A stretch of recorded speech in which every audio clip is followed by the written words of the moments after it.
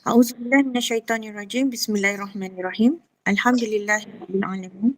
Wassalatu wassalamu ala sayyidina Muhammadin asrofil anbiya'i wal mursalin wa ala alihi wa sahbihi ajma'in.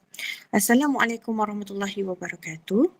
Ahlan wa sahlan yang dihormati lagi disegani Al-Fadil Ustaz Muhammad Aizuddin bin Kamrul Zaman atas kesudian mencurahkan ilmu kepada pencinta ilmu Gemenur Iman di platform Google ini yang berusaha Ibunda Hadiah Rosniati Mansur selaku pengerusi Pertubuhan Gemenur Iman beserta barisan takbir urusnya yang berdedikasi sebagai tulang belakang penganjuran kuliah-kuliah di Gemenur Iman yang dialu-alukan lagi dikasihi serta pengungkap istiqamah yang masih sudi untuk mengimarahkan serta memilih Gemenur Iman yang dirahmati Allah sekalian. Alhamdulillah, dengan limpahan rahmat kasih sayang Allah bertemu lagi kita pada pagi Selasa Syakban yang keempat bagi tahun 1445 bersamaan 13 Februari 2024 yang berbahagia ini bagi mengimarahkan halaqah ilmu dalam kuliah duha berkitab bertajuk Kitab Sahih Para Nabi jilid pertama bersama Al-Fadil Ustaz Muhammad Aizuddin bin Kamrul Zaman. Pada pagi berbahagia ini, kita masih menyambung pengembaraan ilmu kita di bawah topik Nabi Nuh dan Angin Taufan pada muka surat 146, pencerahan surah Az-Zukhruf seperti yang Al-Fadil Ustaz sebutkan pada pertemuan yang lalu. Baiklah, tanpa melengahkan masa lagi, saya persilakan Al-Fadil Ustaz untuk memimpin bacaan Ummul Quran yang memohon keberkatan majlis, lalu sekaligus memulakan pengembaraan kita di taman-taman syurga pada pagi ini. Falyatafadhal maskura ya Ustaz. Baik, terima kasih. Bismillahirrahmanirrahim. Assalamualaikum warahmatullahi wabarakatuh. Alhamdulillahi rabbil alamin. Nahmaduhu wa nasta'inuhu wa nastaghfiruh. Wa na'udzu billahi min syururi anfusina wa min sayyiati a'malina. Man yahdihillah fala mudilla lah wa man yudlil fala hadiya lah. Syahadu an la ilaha illallah wahdahu la syarika lah. Wa ashhadu anna Muhammadan abduhu wa rasuluh amma ba'.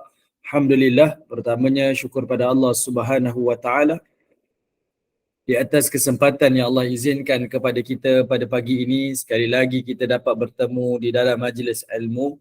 Semoga Allah Subhanahu wa taala melimpahi dengan kebaikan, kerahmatan, ketenangan dan juga keberkatan dalam kehidupan kita insya-Allah. Amin ya rabbal alamin.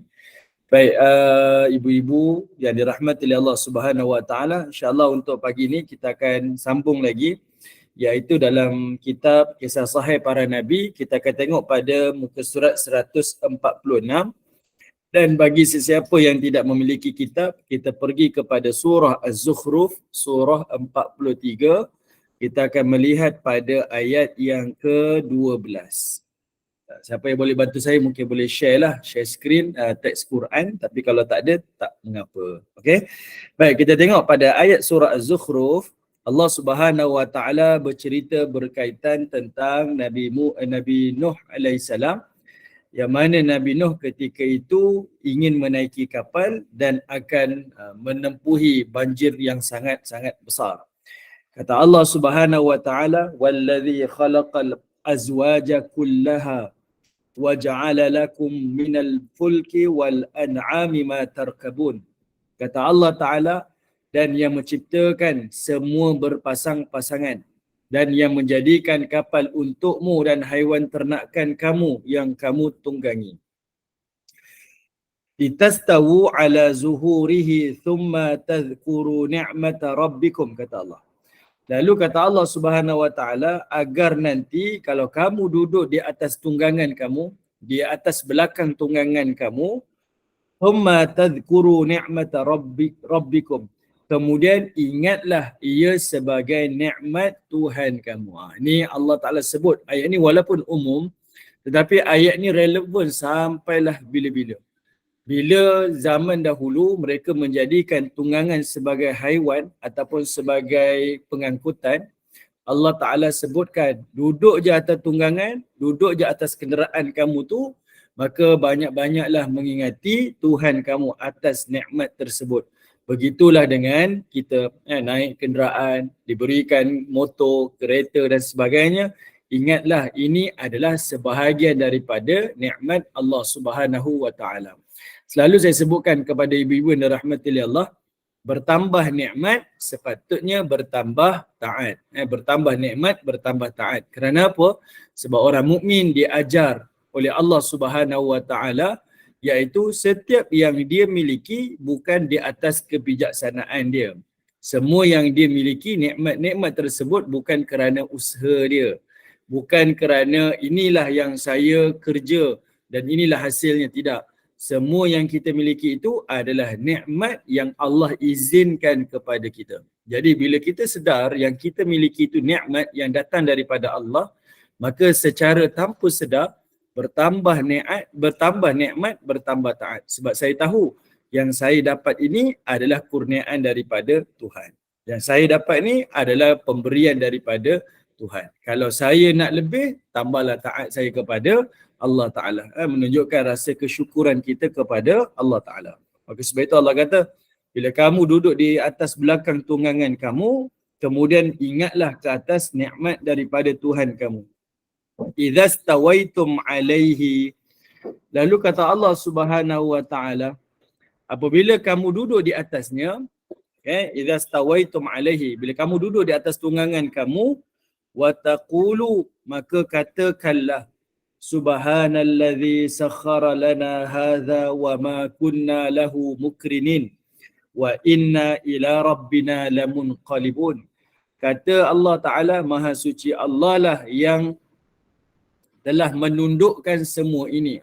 Haiwan-haiwan ternakan ni telah tunduk kepada kita sehingga menjadikan kita ni dapat menungganginya. Kemudian Allah kata apa? Sakhara lana hadza wa ma kunna lahu mukrinin. Padahal kami ni sebelumnya tidak mampu menguasainya. Apa sahaja, motor ke, kereta ke, semuanya itu datangnya daripada perkara-perkara yang sepatutnya. Contohlah kalau kita lihat pada motor, ni besi ni kita tak boleh jadikan sebagai tunggangan. Tetapi Allah berikan manusia ilmu, manusia diberikan kepakaran, mampu cipta adanya enjin, adanya itu, adanya ini, akhirnya jadilah sebuah kenderaan. Namanya motor, namanya kereta, dan akhirnya kita jadikan dia sebagai pengangkutan yang memudahkan urusan harian kita. Yang itu yang dimaksudkanlah. Kalau zaman dahulu, tidak ada yang kita dapat menguasai melainkan Allah yang izinkan haiwan tunggangan ni boleh patuh kepada perintah kita. Dahulu saya pernah sebut pada ibu-ibu yang dirahmati oleh Allah, iaitu kalau kita melihat pada alam ni, kita akan lihat sebenarnya alam ini adanya Tuhan dan adanya yang maha mengatur. Kerana apa? Kalaulah dunia ni tidak ada Tuhan yang mengatur, sudah tentulah haiwan pun tak nak dia jadi haiwan kan. Kalau boleh dia pun nak jadi khalifah juga. Tetapi kerana alam ni telah diaturkan oleh Allah Subhanahu Wa Taala, maka haiwan ni dia jadi tunggangan, dia jadi bahan makanan, dia jadi itu dan ini kepada kita sebagai khalifah di atas muka bumi inilah. Jadi sebab itu Allah Ta'ala sebutkan, bila kamu duduk di atas tunggangan kamu, pujilah Allah, subhanallazi sakhara lana hadza wa ma kunna lahu mukrinin. Iaitu Maha Suci Allah yang menundukkan semua ni kepada kita. Yang mana sebelum ini kita tak memiliki pun apa-apa kuasa untuk menundukkannya, melainkan atas izin Allah. Wa inna ila rabbina lamunqalibun. Dan sesungguhnya kepada Tuhan kamilah kami akan kembali. Ni ingatan kepada kita. Apa yang kita dapat, kembalikan pujian kepada Allah, dan semua nikmat yang kita dapat ni kembalikan kepada Dia. Mengingatkan kepada kita semua yang kita dapat akan dihisap oleh Allah Subhanahu Wa Taala. Jadinya pada ayat ini menunjukkan kepada kita ada dua doa yang diajarkan oleh Allah dan dilakukan oleh Nabi Nuh alaihissalam ketika mana dia menaiki kapal. Tempoh hari minggu yang lalu kita bincang iaitu Nabi Nuh membaca iaitu Bismillahi majreha wa mursaha. Dengan nama Allah yang telah dengan nama Allah kami berlayar dan dengan nama Allah kami berlabuh. Memulakan perjalanan itu ataupun aktiviti perbuatan harian kita itu dengan nama Allah Ta'ala. Yang kedua, melalui doa inilah. Kita naik je kenderaan, bacalah Subhanallazi sakhara lana hadza wa ma kunna lahu mukrinin wa inna ila rabbina lamunqalibun. Baik, apa kelebihannya orang yang baca doa ini? Okey.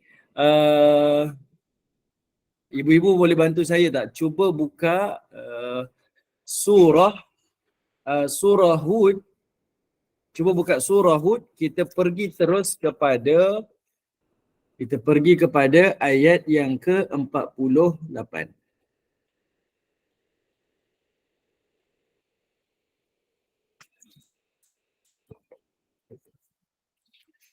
Okey. Sebelum ni ibu-ibu yang dirahmati oleh Allah, kita dah bincang pada ayat 44. Minta maaf. Minta naik ayat 44 dulu. Minta maaf. Naik ayat 44 dulu. Ayat 44, Allah Subhanahu Wa Taala menyebutkan berkat daripada doa Nabi Nuh AS ni, bila dia mulakan perjalanannya tu dengan nama Allah, waktu dia berlayar dan waktu dia berlabuh, dia mulakan dengan nama Allah. Berkatnya, perhatikan pada ayat 44. Ni berkat doa ni. Iaitu kata Allah, wa qila ya ardu bla'i ma'aki. Kata Allah Subhanahu Wa Taala, wahai bumi, ya ardu, Allah seru kepada bumi.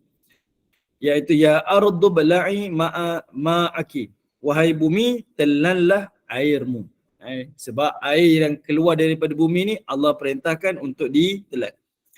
Wa ya sama'u aqli'i, dan wahai langit, berhentilah daripada turunnya hujan. Ini kita dah bincang kan, perkataan at-tufan di dalam surah Al-Ankabut merujuk kepada musibah yang ditimpakan kepada kaum Nabi Nuh AS, adalah merujuk kepada dua perkara yang berputar. At-tufan disebut dalam bentuk musanna, dua, bilangan dua. Dia bermula daripada perkataan tawaf, benda yang berputar. Air yang turun daripada langit berputar dan air yang keluar daripada bumi pun berputar. Maka sebab itu bila Allah Ta'ala nak suruh berhentinya musibah tu, Allah kata, wahai bumi, telan airmu, dan wahai langit, berhentilah airmu. Kata Allah, wa ghidal ma', dan surutlah air tersebut. Allah gunakan perkataan wa ghidal ma', air itu surut. Kita dah bincang kan? Dan ini adalah berkat memulakan nama Allah di dalam setiap perbuatan kita. Sebab Allah nak tunjukkan, bila dimulakan dengan perkataan nama Allah, Nabi Nuh ni Allah selamatkan dalam setiap perjalanan bahtera dia. Sehingga kan waktu dia berlabuh tu, airnya surut. Allah tak kata airnya terus berhenti ataupun airnya terus ditelan. Allah kata wa ghidal ma', airnya itu surut.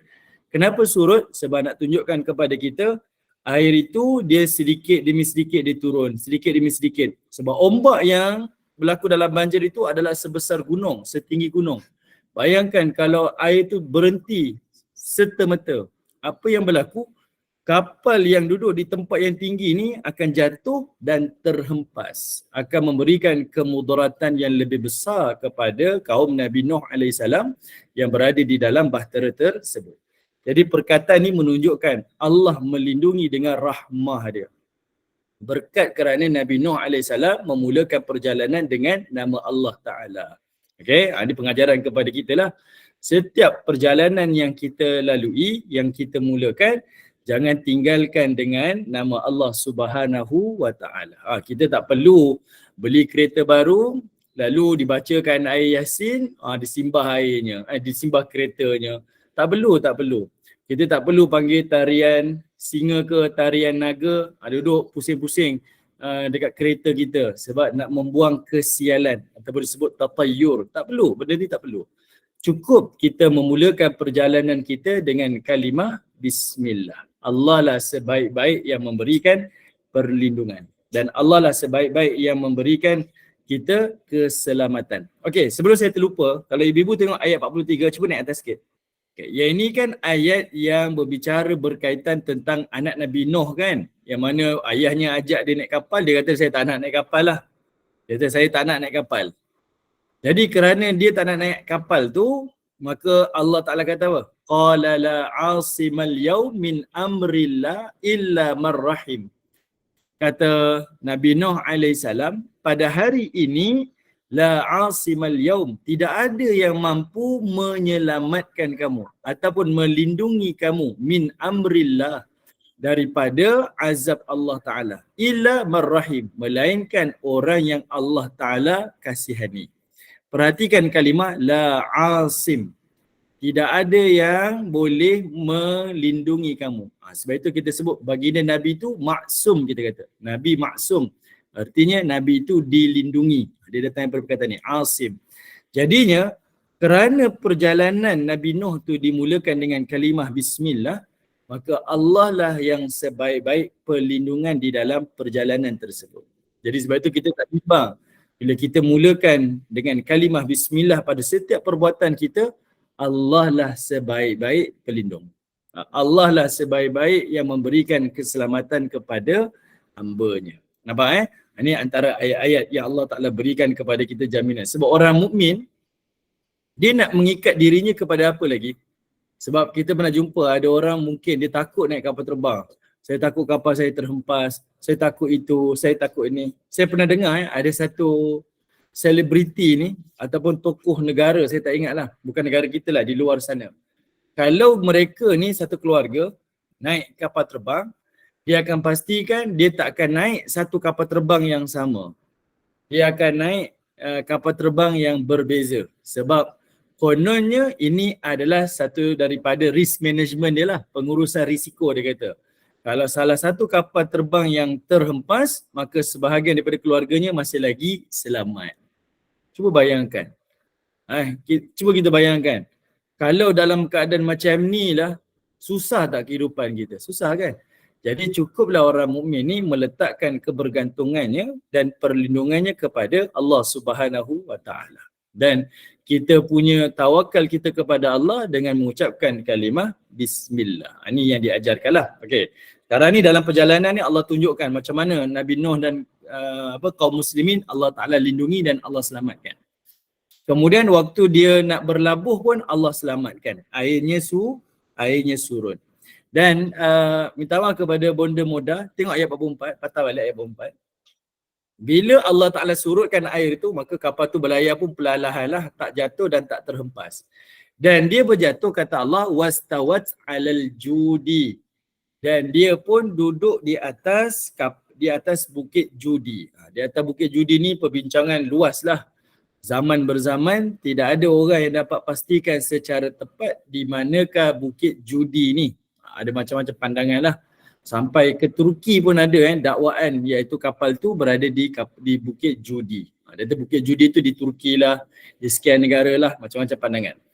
Jadinya, kenapa Allah Ta'ala takdirkan kapal ini berlabuh di atas Bukit Judi ni, bukit yang sangat tinggi ni?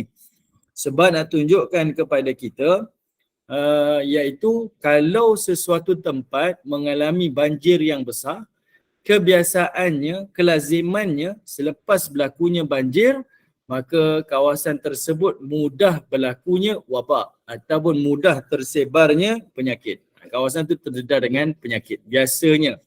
Okay, yang ini kita boleh tengoklah pada kawasan-kawasan di negara kita, tengok bila berlakunya banjir, macam mana keadaan banjir.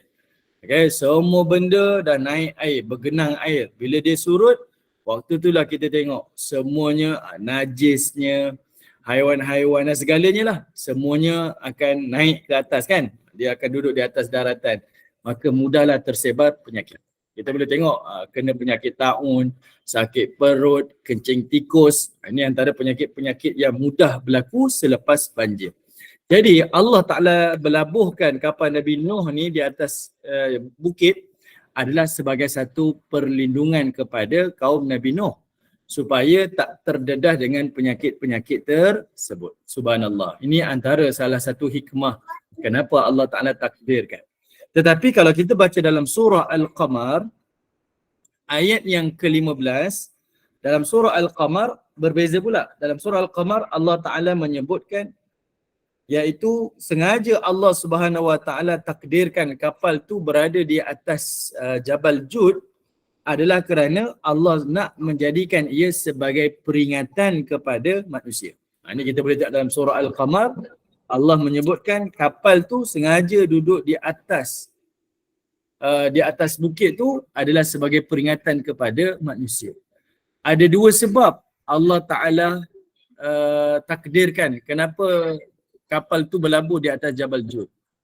Kita tengok Allah Ta'ala menyebutkan walaqad taraknaha ayatan fahal min muddakir, kata Allah. Dan sesungguhnya kami telah jadikan bahtera itu sebagai satu tanda menjadi pengajaran. Maka adakah orang yang mahu beringat ataupun menjadi insaf? Allah letakkan kapal tu berada di atas bukit Jabal Jud ada dua sebab. Pertama, Allah Ta'ala sebut ayat ini sebagai peringatan. Peringatan dekat sini iaitu merujuk kepada bila dia duduk di tempat yang tinggi, mudah generasi ke satu generasi melihat itu sebagai satu ingatan. Daripada jauh kita nampak Jabal tu, daripada jauh kita nampak dahulu ada dah satu kaum, satu bangsa yang Allah pernah timpakan musibah. Okay, Allah Ta'ala timpakan musibah. Dan cukup itu sebagai peringatan, amaran daripada Allah Subhanahu Wa Ta'ala. Yang itu dimaksudkanlah. Kenapa dia duduk di atas bukit? Sebab kita daripada atas kita nampak. Itulah bukit dia. Kita boleh cerita kat anak kita. Itulah bukit dia. Yang mana dulu ada satu kapal berlabuh di atasnya nak tunjukkan ni adalah satu banjir yang sangat-sangat besar. Kalaulah ada dakwaan yang kata Jabal Jud tu di sekian-sekian tempat, ibu-ibu boleh tengok sendirilah. Macam mana tingginya bukit itu, sangat-sangat tinggi dan tak masuk akal untuk satu bahtera boleh berlabuh di atas bukit tersebut. Ini menunjukkan kepada kita macam mana banjir tu boleh berlaku dan dia adalah banjir yang maha dahsyat. Dia boleh bayangkan lautan ataupun banjir itu setinggi tu gelombang dia sampai di puncak-puncak pegunungan. Okey, itu pertama. Kedua, pada ayat ini menunjukkan kepada kita kenapa Allah kata kapal itu menjadi satu tanda pengajaran, sebab Allah nak bagi tahu kepada orang mukmin bila manusia ni mampu naik kapal ataupun melihat kapal berlayar, sepatutnya manusia perlu mengenangkan kepada kisah Nabi Nuh alaihi salam. Tengok je kapal, teringat kisah Nabi Nuh AS dan cukup itu sebagai pengajaran. Macam mana manusia punya teknologi hari ni lah. Ada kapal yang terlalu besar. Ada kapal dia kata dia punya kapal tu besar dia sebesar 3 padang bola sepak. Ini mungkin ibu-ibu yang pernah naik cruise kan. 3 padang bola sepak. Ada yang kata kapal ni kalau tengok tinggi dia 20 tingkat. Tak masuk bawah, yang atas tu bilik-bilik dia tu 20 tingkat. Atau kapal terbang atas kapal laut tu adanya water theme park, adanya shopping mall, ada restoran, macam-macam lah. Bukan menjadikan manusia naik kapal lupa pada nikmat Allah. Tidak sepatutnya. Kamu naik kapal, melihat kapal yang besar ni, sepatutnya menjadi ingatan kepada kamu. Nabi Nuh AS pun dahulu naik kapal. Dan lebih hebatnya kapal Nabi Nuh AS itu adalah kapal yang diawasi dan yang telah diuruskan oleh Allah Subhanahu Wa Ta'ala. Ini kita dah bincang ayat lalu kan. Nabi Nuh bina kapal dengan pengawasan daripada Allah Subhanahu Wa Ta'ala. Okay, itu antaralah hikmah kenapa Allah Subhanahu Wa Ta'ala takdirkan kapal itu berada di atas Jabal Jud. Antara yang kita bincang ni adalah kerana berkat lah. Dimulakan dengan kalimah bismillah, menjadikan kapal itu berada di atas bukit untuk mengelakkan kaum muslimin daripada tertimpa ataupun terdedah dengan penyakit-penyakit selepas banjir besar. Okey, baik. Sekarang kita tengok pada ayat yang ke-48. Kita pada ayat 48 pula. Allah Subhanahu Wa Ta'ala menyambung lagi, iaitu kata Allah Subhanahu Wa Ta'ala, Qila ya Nuh, kata Allah. Qila ya Nuh. Ibu-ibu kalau nak tengok pada kitab, kitab tu sebagai panduan lah. Ibnu Katsir dia bawa lah dalil-dalil daripada ayat-ayat yang lain. Tapi kita go through je pada ayat ni, kita akan nampak lah gambaran tentang musibah yang Allah timpakan kepada kaum Nabi Hud melalui banjir ni. Kita tengok ayat ni je. Yang ayat-ayat yang dalam kitab ni ibu-ibu boleh tengok sebagai satu sandaran je. Baik, kita tengok pada ayat 48. Allah Subhanahu Wa Ta'ala menyebutkan, iaitu qila, dikatakan, difirmankan kepada Nabi Nuh AS. Allah firmankan kepada Nabi Nuh. Okey. Allah Ta'ala firmankan kepada Nabi Nuh, kata Allah, ya Nuh bit bisalamin minna. Iaitu kata Allah, wahai Nuh, turunlah daripada bahtera itu bisalamin, dengan keselamatan. Minna, daripada kami. Tengok, perhatikan kalimah tu. Allah Ta'ala suruh Nabi Nuh AS turun dengan keselamatan. Ni, berkat. Daripada ucapan bismillah tu, dalam perjalanan Allah selamatkan, sampai berlabuh pun Allah Ta'ala selamatkan. Tapi lebih hebat lagi Allah kata, dia turun dengan selamat, tak terdedah dengan penyakit, tak terkena wabak, tak dihancurkan ketika banjir besar. Lalu Allah kata, wabarakatin, bahkan dapat berkat daripada kami. Kesejahteraan, keselamatan dapat, keberkatan pun dapat. Dan keberkatan tu kata Allah, wa barakatin alaika wa ala umamin mimman ma'ak. Bukan sahaja berkat itu turun kepada engkau, tetapi kepada umat-umat selepas engkau. Atau umat-umat yang bersama-sama dengan engkau. Maksudnya generasi ke satu generasi itu dapatnya keberkatan. Baik, dekat ayat ini menunjukkan kepada kita perkataan salam, iaitu mereka dapat keselamatan sepanjang perjalanan sampai berlabuh. Dan mereka dapat keberkatan iaitu selepas mereka berlabuh. Beruntung kan? Jadi kalau kita bayangkan, kita naik kereta, kita baca bismillah, di atas perjalanan itu boleh jadi berlakunya musibah, boleh berlaku kemalangan, boleh berlaku itu dan ini. Tetapi Allah lah Tuhan yang sebaik-baik memberikan perlindungan. Kita mulakan perjalanan kita dengan kalimah bismillah. Ini salah satu daripada keutamaan kenapa saya ni kalau nak buat sesuatu aktiviti, saya perlu mulakan dengan perkataan bismillah. Sekarang ni kita perhatikan pada kalimah wabarakatin. Tengok Allah Ta'ala sebut perkataan wabarakatin. Minta maaf. Sebelum tu kita tengok perkataan ihbit dulu. Ihbit. Allah Subhanahu Wa Ta'ala gunakan perkataan mendarat, iaitu Nabi Nuh AS disebutkan, wahai Nuh, turunlah ataupun mendaratlah dengan selamat. Dan juga dengan keberkatan. Bonda. Betul ayat 48 tadi tu. Jadi Allah kata ihbit kat situ. Ya Nuhuh bit. Wahai Nuh, kamu turunlah, kamu mendaratlah dengan keselamatan. Kalau bonda buat nota, perkataan bisalamin dekat sini merujuk kepada Allah berikan keselamatan kepada Nuh dan juga kaum mukmin, iaitu sepanjang perjalanan dalam musibah banjir. Mereka tak terkena musibah. Itu pertamalah. Dan yang kedua, iaitu Allah Ta'ala selamatkan mereka selepas banjir, iaitu tidak dikenakan dengan wabak-wabak penyakit. Itu perkataan salah. Yang kedua iaitu perkataan wabarakatin. Yang kedua adalah pada perkataan wabarakatin. Berkat dekat sini iaitu Allah Subhanahu Wa Ta'ala berikan keberkatan kepada kaum muslimin ni ada dua.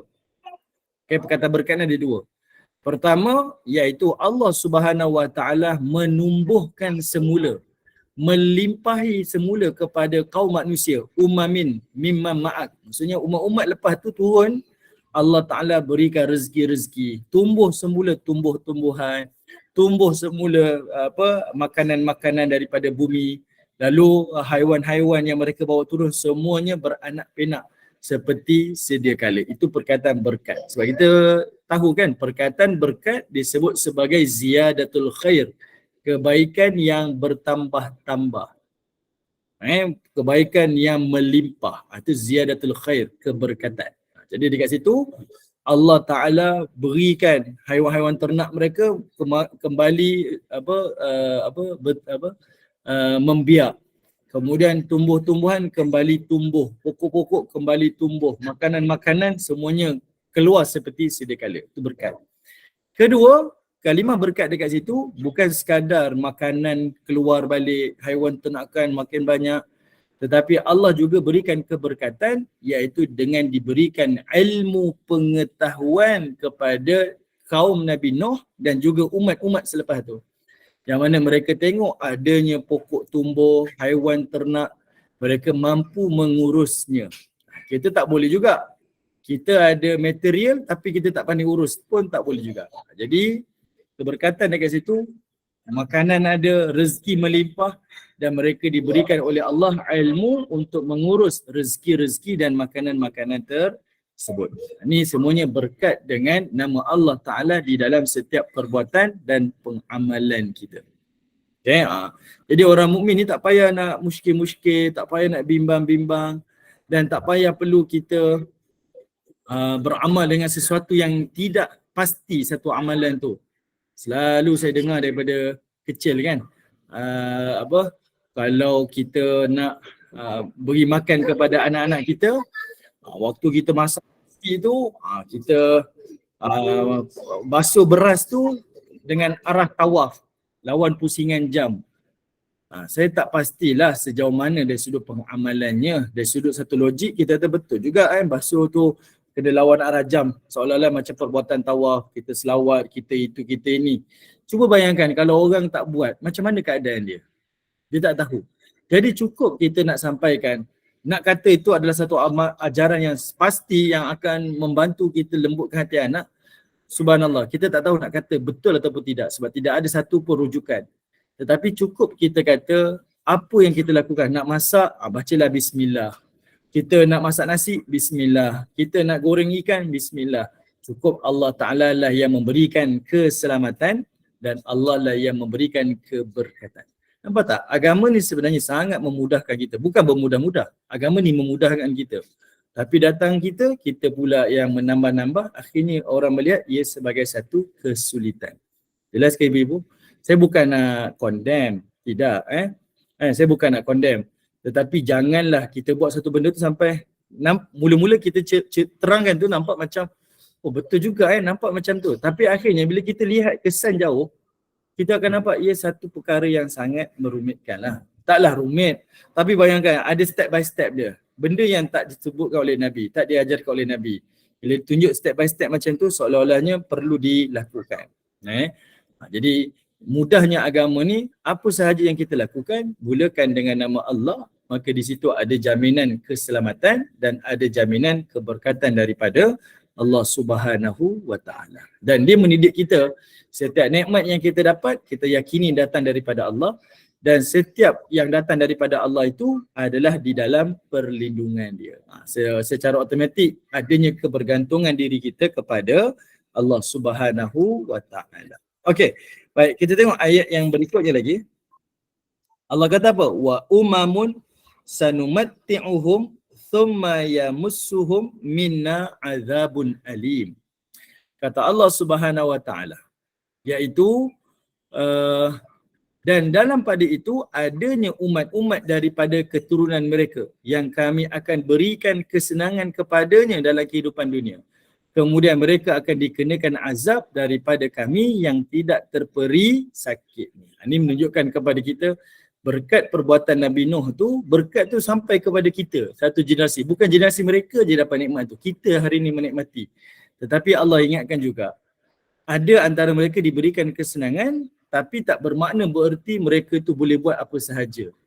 Mereka tetap diberikan tanggungjawab untuk melakukan ketaatan kepada Allah Ta'ala. Dan mereka juga kalau tak melakukan kewajipan itu, mereka akan terkena azab yang sangat pedih di hari akhirat. Ini ibu-ibu pun faham ayat ini. Ini menunjukkan kepada kita, mesej pada ayat ini, orang mulakan kalimah bismillah dalam setiap perbuatan dia, Allah beri keselamatan dan juga keberkatan. Bukan dia sahaja, tapi orang-orang yang berada di sekelilingnya. Dari satu generasi ke satu generasi, semuanya diberikan keberkataan. Okey, baik. Okey, yang ini kita tak bincanglah. Ayat 49 tu dah selesai dah. Okey, kita kembali kepada kitab kita. Baik, kita tengok. Kita tengok pada nota kita, buku kitab kita, muka surat 157. Kita perhatikan subtopik nombor 8. Bantahan terhadap orang-orang yang mengingkari adanya angin taufan. Ini saya pernah sebut pada ibu-ibu pada kita punya poin-poin sampingan lah.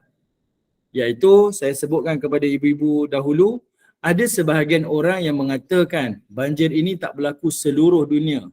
Dia hanya berlaku di tengah-tengah bumi sahaja. Ataupun kita kata dia berlaku di tamadun Mesopotamia. Ini sebahagian pandangan lah. Dia datangkanlah bukti-bukti dia sekian-sekian. Antara bukti yang saya pernah baca, dia kata, ni kajian iaitu agak tak munasabah dia kata. Kalau semua haiwan di atas muka bumi ni duduk di atas satu kapal. Tak munasabah dia kata, tak munasabah.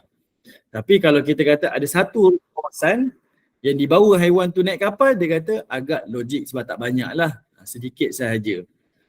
Tapi logik tak logik ni adalah ayat-ayat seperti ini dia didasari dengan keimanan sebenarnya kan. Ayat-ayat didasari dengan keimanan. Sebab itu bila Allah Ta'ala perintah Nuh membina kapal, mereka tu disebut dengan pengawasan kami. Bi'ayuni wa wahyina. Dia dipandu dengan perhatian kami dan juga dengan wahyu kami. Ayat tu menunjukkan dia tak sama dengan kapal yang kamu cipta. Sebab hari ni kita tengok secara logiknya, satu kapal tu yang saya sebut tadi ada restoran, ada water theme park, ada padang bola. Kita tak pernah terfikir pun seolah-olahnya ada 20 tingkat bangunan boleh duduk di atas lautan. Mana ada manusia boleh terfikir seperti itu. Boleh jadi ibu-ibu yang mungkin tak pernah naik kapal, saya pun tak pernah naik kapal. Kita pun tak pernah terbayang, boleh ke ada kapal macam tu? Jawapannya ada. Zaman hari ni manusia buat macam tu. Kenapa kita tidak meyakini Allah Ta'ala yang maha berkuasa boleh buat seperti itu? Jadi sebab itu Al-Hafiz Ibn Katsir dia menolak bantahan orang yang kata banjir tu berlaku di seluruh alam. Jadi saya datangkan bukti pada ibu-ibu pada pertemuan-pertemuan kita yang lalu. Saya kata saya pernah sampai di satu tempat di Hallstatt di Austria. Saya tengok adanya garam batu yang ada di dalam kapal. Ya, adanya garam batu yang berada di dalam kapal. Garam batu yang berada di dalam pegunungan. Bila tengok pada kajian mereka, mereka tunjuk memang pernah berlakunya satu banjir besar. Sedangkan Hallstatt ni bukanlah satu kawasan pinggiran laut. Tidak. Dia adalah satu kawasan yang berada di tengah-tengah benua. Jadi bila berlakunya banjir tu, menjadikan air lautan tu duduk di satu tempat. Lalu datangnya salji membekukan. Lalu berlakulah letusan gunung berapi, ada satu lava menutupi pula, jadi kawasan tu keras. Air tu terhimpun di dalam tengah-tengah kawasan tu. Dan berlakunya pergerakan plate tektonik, akhirnya jadilah satu gunung yang sangat-sangat besar. Kita sebut sebagai pegunungan Alps, sebahagian daripada pegunungan Alps tu. Jadi dalam tu adanya garam batu. Yang lebih luar biasanya, dalam gunung tu adanya tasik yang bergaram. Tasik garam. Dan saya saksikan depan mata saya sendiri. Saya sendiri pergi tengok dan saya sendiri yang merasai garam tu memang betul garam. Sampai hari ini masih lagi ada. Dan itu kajian daripada zaman hari ini. Jadi kalau kita kata seperti mana yang didakwakan, ini adalah berlaku di sebahagian tempat sahaja. Maka kita cuba bongkarkan macam mana boleh datangnya air lautan ni duduk di dalam kawasan tengah-tengah pergunungan, dalam bukit gunung. Bayangkan, itu adalah perkara yang kita perlu bincangkan.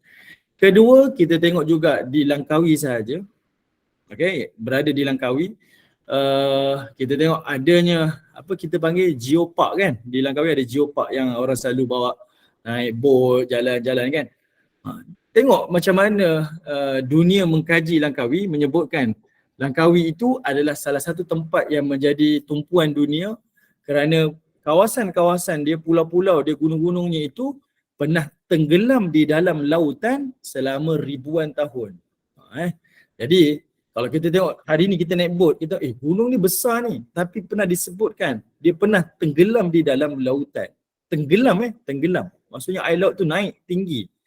Bila benda ni berlaku? Ini kena pada kajian lah, ni bukan bidang saya. Tapi ini membawa kepada kita, kalau kita melihat alam ni, membaca lebih, kita akan nampaklah banyak perkara yang mungkin kita boleh fikirkan bersama. Jadi sebab itu Al-Hafiz Ibn Katsir dia sebut dalam satu topik dia ni, iaitu bantahan kepada orang yang mengingkari adanya angin taufan ni. Okey, ada sekelompok orang Parsi dan India yang mengingkari terjadinya angin taufan ni, tetapi ada sebahagian mereka yang mengakuinya. Dalil yang mereka membantah, dia kata apa? Angin taufan ini terjadi di daerah Babylon dan tidak sampai kepada kita. Maksudnya dia berlaku pada satu tempat. Dia bukan berlaku di seluruh alam.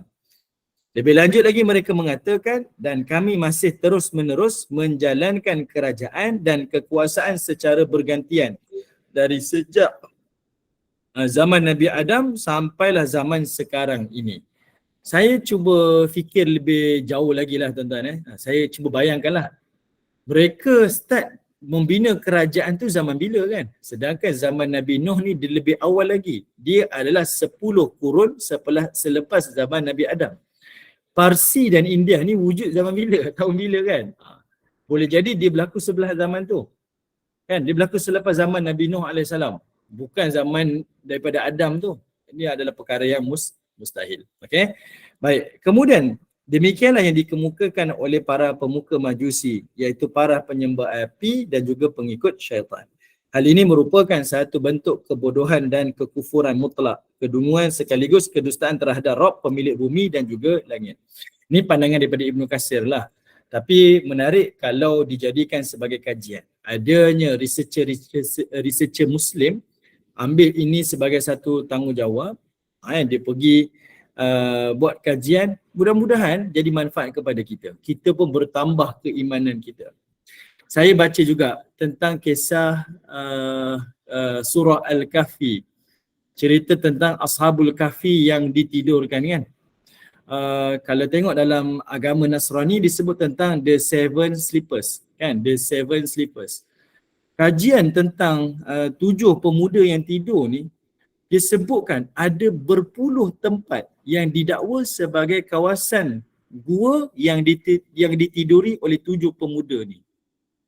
Ada berpuluh tempat. Ada yang dakwa dekat sekian negara, ada dakwa sekian negara, ada yang kawasan tu keluar daripada kawasan yang sepatutnya, yang kita jangkakan dia di tengah-tengah benua lah. Khususnya di kawasan Timur Tengah, ini tengah-tengah benua bumi ni. Ada yang dakwa jauh daripada kawasan tu. Dakwaan ni, ini yang penting ni dia memang agama ni tak suruhlah kita kaji sampai tahap tu, sebab bila Allah Ta'ala kita kata diamkan tentang lokasi tu, berarti perkara tu tak penting.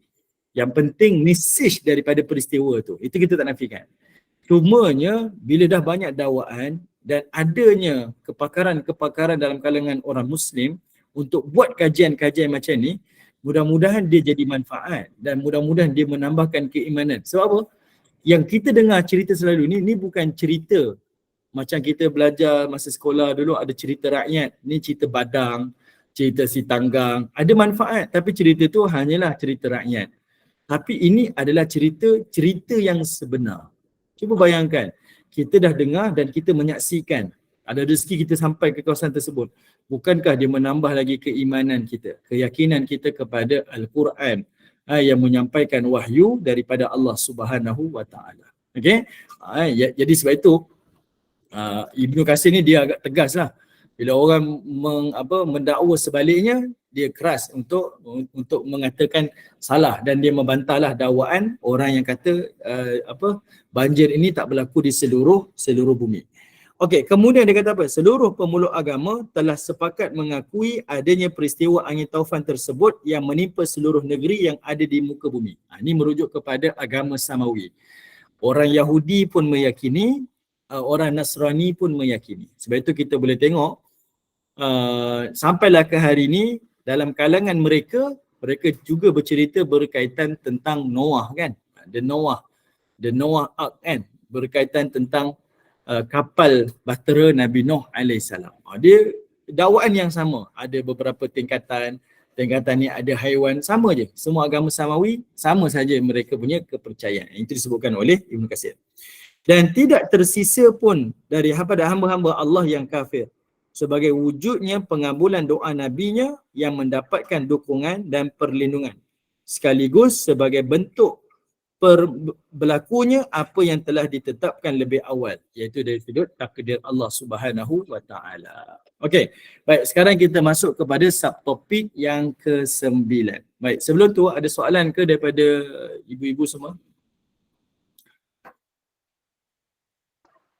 Ustaz, nak tanya sikit je berkenaan dengan doa naik kenderaan dengan laut dengan darat ni, Ustaz. Maknanya kalau doa naik laut tu, doa naik kenderaan laut tu kita kena baca Bismillahirrahmanirrahim wa mursaha tu je lah. Sebab dia berkenaan dengan berlayar dan berlabuh kan. Kalau kenderaan darat tu yang subhanallazi tu lah kan. Okay, alright. Sebenarnya perkataan majreha wa mursaha tu iaitu dia, kalau terjemahan kisah Nabi Nuh ni ialah diterjemah sebagai dia berlayar dan dia berlabuh. Tapi dalam bahasa Arab perkataan majreha tu maksudnya dia berjalan. Kita naik kapal terbang pun dia terbang kan, maksudnya dia berjalan. Atau kenderaan motor ke kereta ke pun disebut sebagai berjalan. Jadi perkataan majreha tu bukanlah bererti berlayar. Perkataan majreha tu maksudnya dia berjalan, dia bergerak. Okey, dia berjalan, dia bergerak. Okey, jadi mursaha tu dan ketika mana dia tiba. Dalam konteks kisah Nabi Nuh dia berlabuh. Jadi dua-dua boleh dibaca. Ada satu hadis Nabi, saya terlepas pandang, saya lupa nak semak hadis tu. Tapi saya rasa kita pernah bincang hadis tu dalam kategori hadis kursi. Hadis riwayat daripada Ali bin Abi Talib. Ada satu doa Nabi baca. Waktu Nabi naik tunggangan, Ali dia pernah buat. Dia naik satu tunggangan lalu dia baca doa.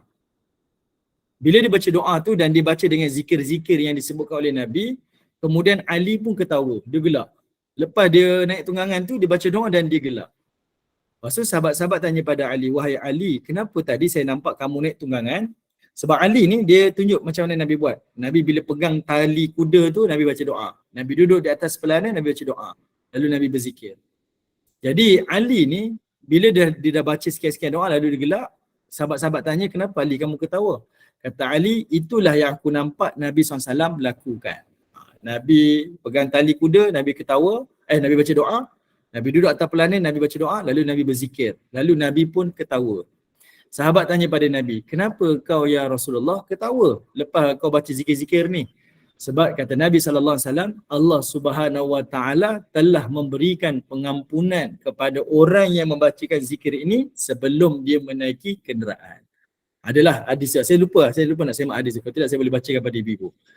Jadi itu menunjukkan kepada kita iaitu sebenarnya banyak doa-doa menaiki kenderaan. Bismillahirrahmanirrahim boleh, subhanallazi sakhkhara lana pun boleh. Ada satu zikir Nabi mendahulukan dengan perkataan Allahu Akbar, Allahu Akbar, Allahu Akbar pun boleh. Macam-macam zikirlah. Tak ada had lah. Tidak dihadkan. Ini untuk daratan, ini untuk di udara, ini untuk di lautan. Tidaklah. Dia meluas dia punya maksud dia. Okey, tadi Ustaz sebut antara Nabi Adam dengan Nabi Nuh 10, iaitu 10 kurun. 10 kurun Itu adalah 10 kurun. Merujuk kepada 1000 tahun. Beza zaman Nabi Nuh dengan Nabi Adam adalah 1000 tahun. Okey, kita tengok satu topik nombor 9. Sekilas tentang Nabi Nuh alaihi salam. Iaitu Allah Ta'ala menyebutkan Nabi Nuh itu innahu kana abdan syakura. Iaitu Nabi Nuh ni adalah orang yang hamba Allah yang paling banyak bersyukur. Maksudnya Allah Ta'ala sendiri mengakui, mengiktiraf Nabi Nuh ni hamba yang bersyukur. Maksud bersyukur dekat sini apa? Iaitu hamba yang paling berat menempuhi ujian, tapi dalam masa yang sama hamba yang paling banyak menyerahkan dirinya kepada Allah Subhanahu Wa Taala. Jadi Allah Taala iktiraf, akui kedudukan Nabi Nuh AS ni sebagai hamba yang bersyukur kepada dia. Okey? Lagi banyak ujian Allah berikan kepada Nuh, lagi banyak kebergantungan Nuh kepada Allah Ta'ala. Ni kita dah bincanglah melalui surah Nuh. Macam mana doa Nabi Nuh AS kepada Allah Ta'ala. Kemudian ada yang mengatakan bahawa Nabi Nuh selalu memuji Allah pada saat makan, minum, berpakaian dan dalam semua aktivitinya. Dia letakkan semuanya kepada Allah Ta'ala. Daripada Anas bin Malik, daripada Nabi SAW, beliau berkata, Inna Allah la yarda 'anil 'abdi an ya'kula al-aklah fayahmadahu 'alayha aw yashraba asy-syarbah fayahmadahu 'alayha. Sesungguhnya Allah selalu meredai seseorang hamba yang memakan makanan lalu dengan makanan itu ia memujinya, atau meminum minuman lalu ia memujinya di atasnya. Perhatikan kalimah tu. Siapa yang makan, minum dan apa saja aktiviti, yang memuji Allah, menyebut nama Allah, maka Allah Ta'ala lah yang meredainya. Ini kita dah bincang pada lebar tadilah. Ada keselamatan dan adanya keberkatan. Yang jelas, orang yang banyak bersyukur adalah orang yang berbuat dengan penuh ketaatan hati, ucapan dan juga perbuatan. Dan rasa syukur itu boleh berwujud ini dan ini. Sebagaimana yang diungkapkan oleh para penyair, ada 3 hal dariku yang memberitahu kalian. Tanganku, lisanku dan hati nurani yang terhijab. Okey. Baik. Kita dah berada di penghujung kisah Nabi Nuh AS dan akhir sekali kita baca sikitlah topik yang ke-10 ni, wasiat Nabi Nuh kepada anaknya. Daripada Abdullah bin Amr, dia menceritakan, kami pernah berada di sisi Rasulullah, tiba-tiba ada seorang daripada penduduk padang pasir dengan mengenakan jubah yang dilapisi sutera bergaris. Kemudian beliau bersabda, Nabi bersabda, ketahuilah bahawa sahabat kalian ini telah merendahkan martabat setiap penunggang kuda. Atau mengatakan ia ingin merendahkan martabat setiap penunggang kuda dan mengangkat darjat setiap pengembala. Lebih lanjut dia menceritakan, kemudian Rasulullah mengambil jubahnya dan bersabda, mahukah ku perlihatkan kepada kamu pakaian orang yang tidak berakal? Selanjutnya Nabi bersabda, sesungguhnya Nabi Nuh ketika menghadapi kematian berpesan kepada anaknya, sesungguhnya aku akan wasiatkan kepada kamu, iaitu aku perintahkan kepada kamu untuk mengakui bahawa tiada Tuhan yang hak selain Allah. Seandainya langit 7 lapis dan bumi 7 tingkat diletakkan di salah satu daun timbangan dan kalimah la ilaha illallah di daun timbangan yang lain, nescaya kalimah tauhid itu akan lebih berat. Aku wasiatkan pula supaya engkau selalu menyucikan dan memujinya, kerana dengannya terjalin segala sesuatu dan dengannya pula makhluk ini dikurniakan rezeki. Dan aku juga melarangmu daripada kemusyrikan dan kesombongan. Ini Nabi dia membawakan wasiat Nabi Nuh AS kepada anaknya. Yang ni nak bincang kalimah tayyibah ni, la ilaha illallah ni banyak sebenarnya. Banyak hadis Nabi cerita tentang kalimah ni memberatkan di mizan Allah. Ini dulu kita pernah bincang dalil ni, iaitu pada kuliah kita, kuliah hadis qudsi, bab yang awal sekali, bab berkaitan dengan tauhid. Kita pernah bincang dah hadis ni. Okey, tak salah saya hadis yang ke-5. Ibu-ibu boleh tengok balik. Okey. Baik, Abdullah bin Amr melanjutkan, lalu ku katakan, atau ada yang bertanya, ya Rasulullah, mengenai syirik, kami telah mengetahuinya. Lalu apakah yang dimaksudkan dengan kesombongan? Apakah maksud seseorang di antara kami mempunyai 2 terompah dengan 2 tali yang sangat bagus? Tidak, jawab beliau. Apakah kerana pakaian yang dikenakan seseorang itu di antara kami? Tanyanya, tidak juga, jawab beliau. Apakah kerana seseorang di antara kami mempunyai binatang yang ditungganginya? Kata Nabi, juga tidak. Dia bertanya lagi, apakah kerana seseorang di antara kami mempunyai beberapa sahabat yang belajar kepadanya? Beliau tetap menjawab tidak. Ditanyakan, lalu apakah yang dimaksudkan dengan kesombongan wahai Rasulullah? Nabi menjawab, menentang kebenaran dan menghina orang. Ini dimaksudkan dengan hadis kaitan tentang kibir. Apakah yang dimaksudkan dengan takabur? Nabi kata takabur itu orang yang menafikan kebenaran dan orang yang merendahkan orang lain. Ini bercerita tentang contoh daripada umat Nabi Nuh AS. Dia rendahkan Nabi Nuh, hina Nabi Nuh, dan dia menafikan kebenaran daripada Nabi Nuh. Dan itulah namanya adalah takabur. Okey. Baik, ibu-ibu dan rahmatillah, saya berhenti di sini. Mohon maaf kalau ditanyakan oleh Kak Adi Irma, Ustaz boleh buka soalan ke? Saya beritahu awal Kak, tak boleh buka. Saya ada appointment sebenarnya pagi ni, jadi saya minta maaf terpaksa bergerak awal. Jadi saya berhenti di sini, mudah-mudahan bermanfaat. Saya baca doa terus nanti bolehlah buat iklan untuk yang lain-lain. Bismillahirrahmanirrahim. Subhanallah wa bihamdi, subhanakallah wa bihamdika, asyhadu an la ilaha illa anta wa astaghfiruka wa atubu ilaik. Subhana rabbika rabbil izzati amma yasifun wa salamun alal mursalin walhamdulillahi rabbil alamin. Wal 'asr innal insana lafi khusr illa alladhina amanu wa 'amilus solihat wa tawassaw bil haqq wa tawassaw bis sabr walhamdulillahi rabbil alamin. Insya-Allah kita akan jumpa kesempatan akan datang kisah tentang Nabi Hud, iaitu cucu keturunan daripada Nabi Nuh alaihi salam. Baik, wallahu taala alam. Assalamualaikum warahmatullahi wabarakatuh. Jumpa